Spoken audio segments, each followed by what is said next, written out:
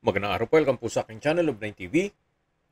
Patalasasan po, meron po ba kayong mga properties na napapabayaan or non-performing assets?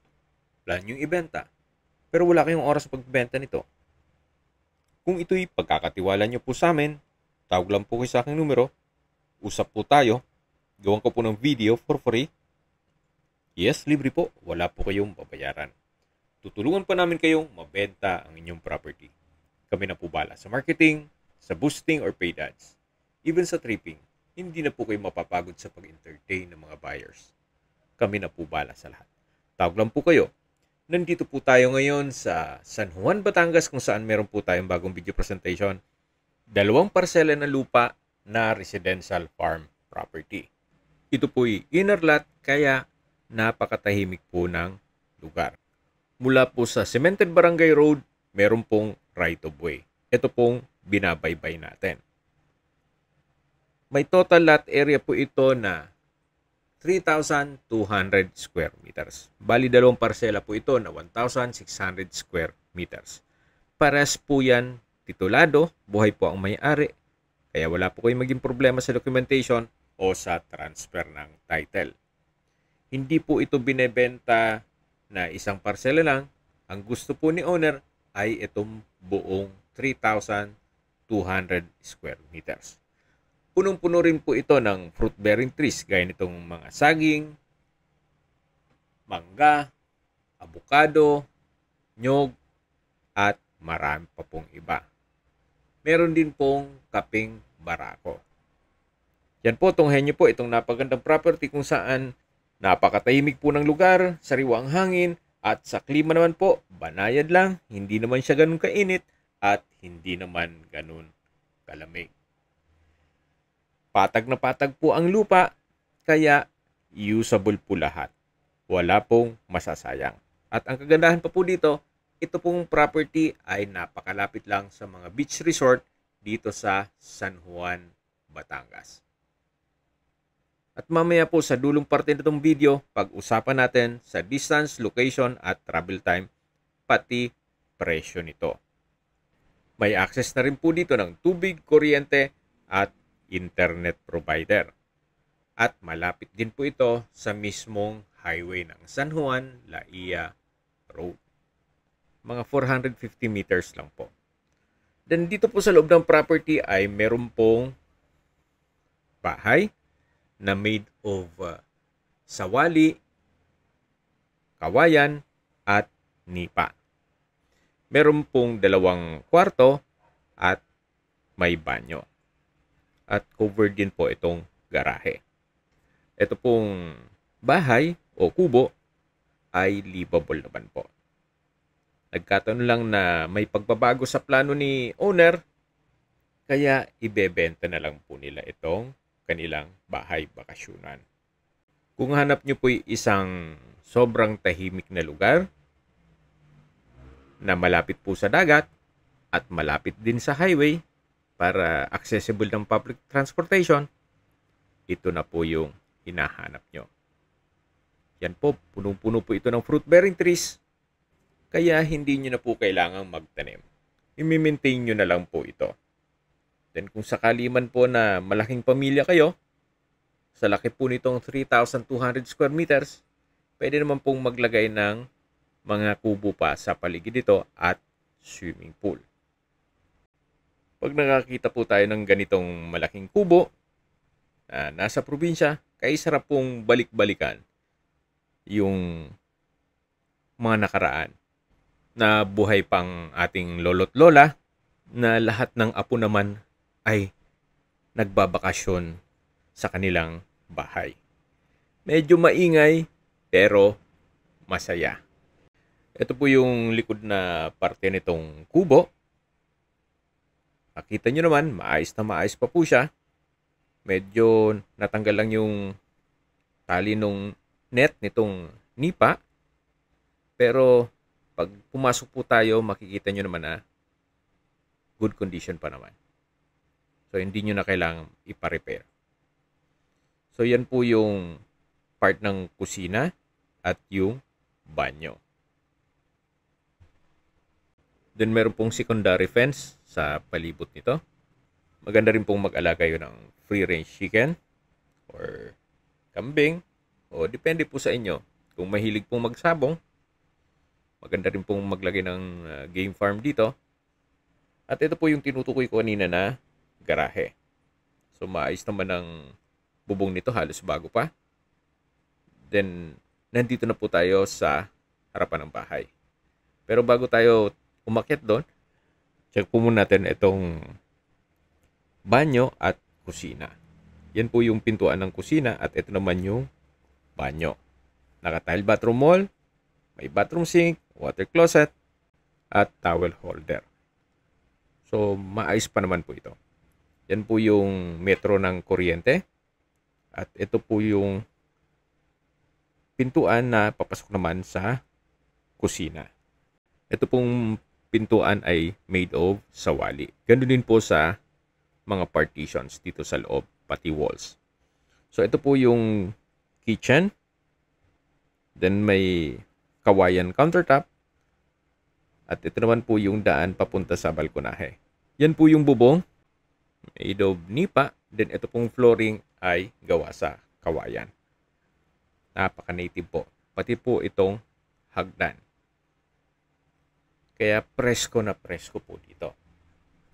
Actually, kahit hindi na po kayo mag-aircon. So, balik po ulit tayo dito sa harapan.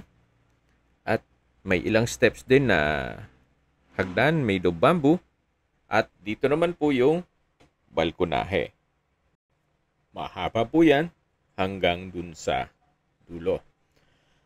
Ito po yung unang kwarto. Then, yan po yung pangalawang kwarto.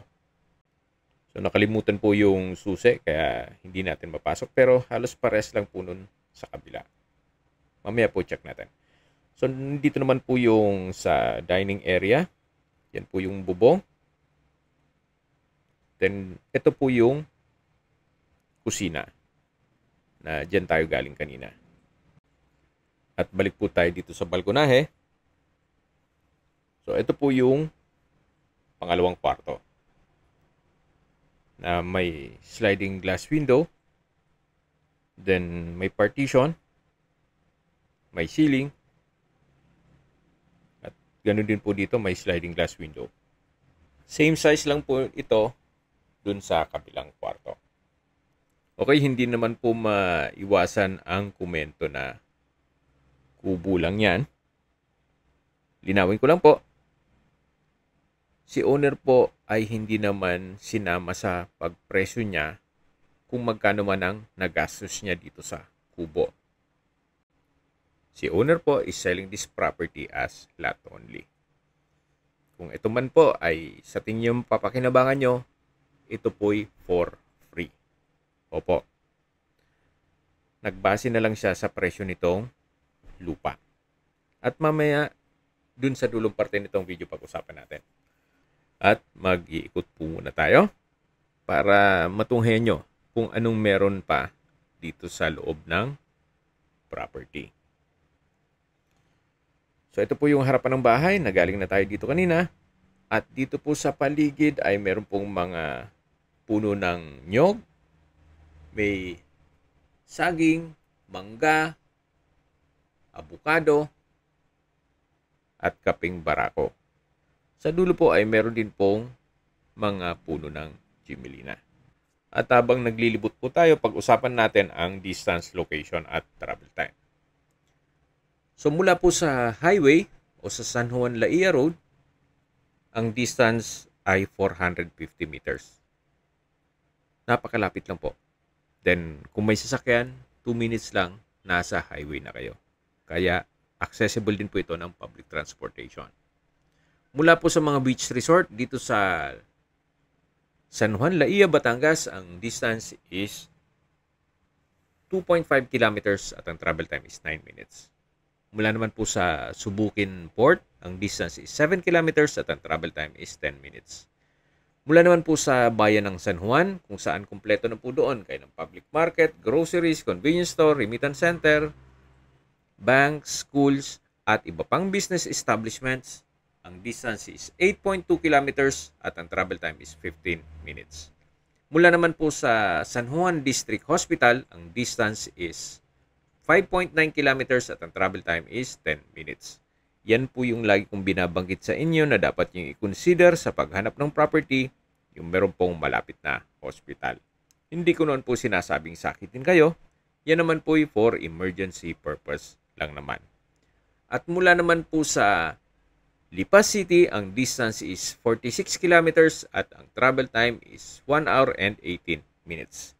Kung manggagaling naman po sa Manila o sa airport, ang distance is 116 kilometers at ang travel time is 2 hours and 22 minutes. Okay, sa presyo na po tayo. Binebenta po ito ni owner sa halagang 1,500 pesos per square meter net. Ibig pong sabihin, si buyer po ang sasagot sa lahat ng taxes at expenses with regards to documentation. Okay, sa mga nag-skip po ng video, ito pong property ay nasa San Juan, Batangas at dalawang parsela po ito na 1,600 square meters at parehas po titulado. Kaya kung meron man pong magkapatid o magkaibigan na gustong dalawang property na magkatabi, ito na po yung hinahanap nyo. At kung meron man po kayong nakikitang structure gaya nung kubo, yan po'y for free. Prenesyohan po ito ni owner as lot only. So, hindi niya na po sinama sa presyuhan yung gastos niya sa pagpagawa ng kubo. Kung may mga katanungan po kayo, tawag lang po kayo sa aking numero. At sa mga kababayan naman natin na sa ibang bansa, meron po akong Telegram, sa mga iPhone user man, iMessage, meron din pong Imo, Skype, Viber at WhatsApp. Same number lang po, 0917-316-3399. Sa mga nagtatanong naman po ng aming Facebook, meron po kaming Facebook page na Nov9 TV at Facebook Reels Video. Meron din pong TikTok at Instagram. May ibang YouTube channel po kami na The Nov9 TV channel at Nov9 TV Listings. Sana po naibigan nyo ang video presentation. Paki-like and subscribe na lang po sa aking channel para ma-update din po kayo sa aking future listings. Kung sakali po hanap nyo yung mas malaking sukat na lupa, meron din po kami ibang listings na pwede nyong pagpilian. Huwag po kayong mag-atubiling tumawag sa amin, then let us know your budget para malaman namin kung anong property pwede naming alok sa inyo. Sa lahat pong viewers, subscriber at nagtiwala po sa amin, salamat po sa suporta. Ingat po kayo lagi at yung pamilya. Maraming salamat po.